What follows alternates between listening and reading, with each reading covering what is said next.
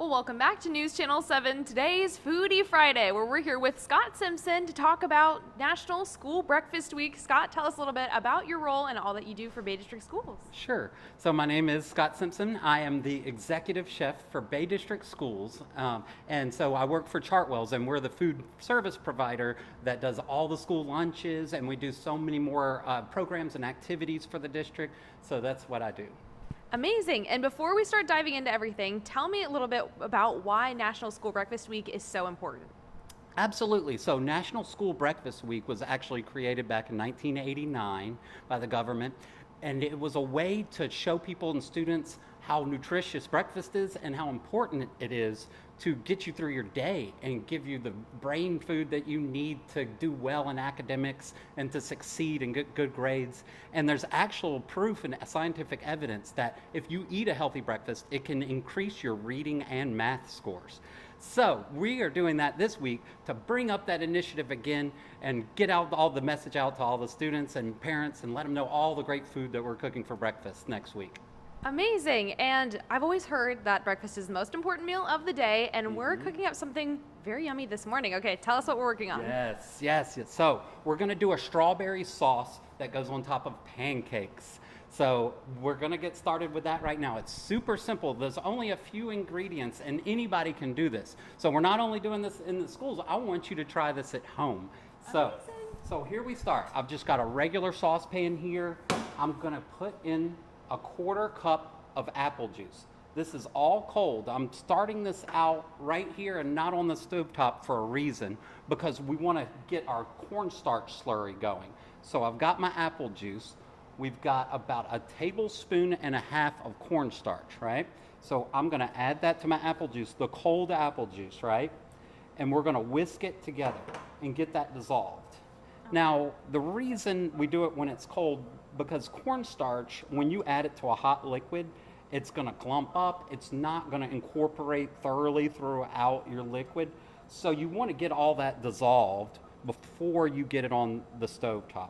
So you can see now we have apple juice and cornstarch. Now I'm going to go ahead and just put this on the stovetop. We're going to let that start heating up. I've got that on medium-low heat right now. So it's only going to take a few minutes for it to heat up. And then once it heats up, we're going to add, this is about 3/4 cup of sugar. So we're bringing our heat up, and we're basically making a thickened sauce before we even add the strawberries. And I'll tell you more about the strawberries later. Here we go. Now we're going to add our sugar, and we're going to get that dissolved.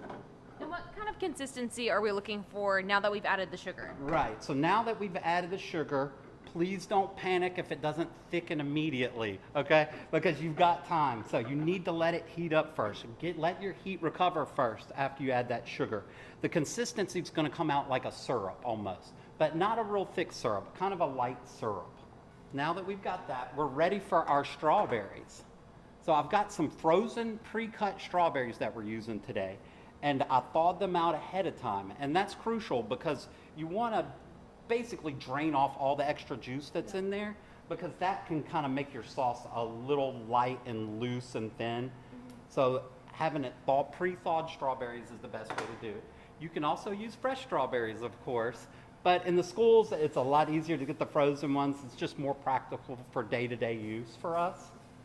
And I'm going to take this over here. I just added the strawberries, but I want you to see already that sauce is starting to kind of come together. It's already thickening, right? It's such a beautiful color. Oh, it's my favorite color. Thank you so much. Yeah, so this is going to go for probably another 5 minutes. I'm going to turn down my heat, and I will show you what it's going to look like in just a few minutes.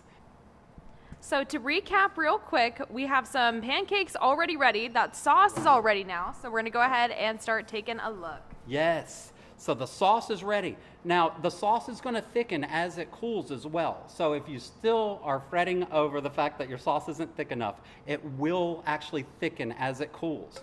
Now, we're just going to go and we're going to just lightly put our beautiful strawberry sauce on these. It smells so delicious. It's sweet and delicious, full of flavor. And then we're going to just finish it off here with a nice little sprinkle of some powdered sugar. Oh. Now, that does not look like a school breakfast, does it?